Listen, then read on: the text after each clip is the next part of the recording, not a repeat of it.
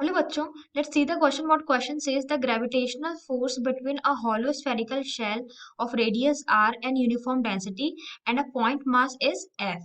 यानी gravitational force हमारा between a hollow spherical shell और एक पॉइंट मास के बीच में कितना है f.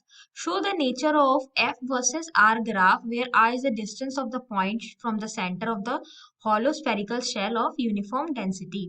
राइट, तो सबसे पहले हम इस क्वेश्चन का की कंसेप्ट लिख लेते हैं.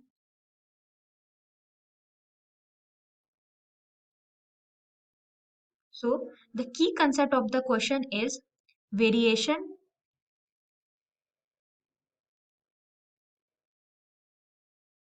of gravitational force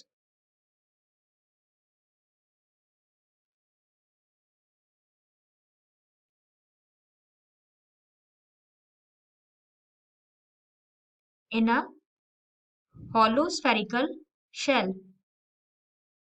Hollow spherical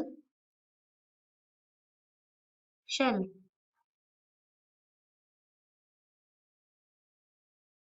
So let us consider कि जो हमारा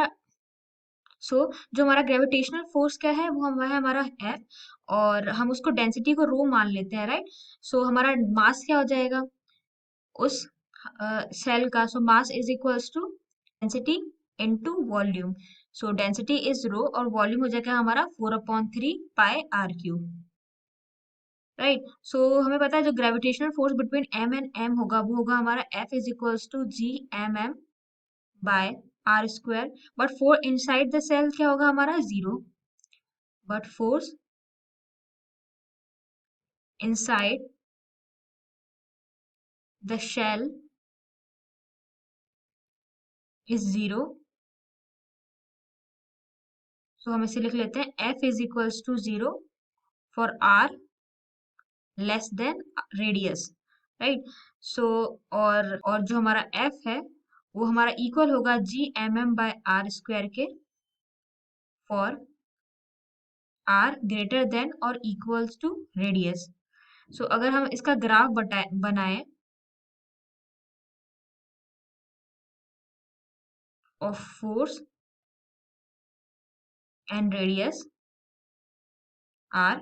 सो इनसाइड द स्फेरिकल शेल जो हमारा फोर्स है वो हमारा कितना कैसा है जीरो. जीरो कहाँ तक है आर तक, capital R that is radius तक.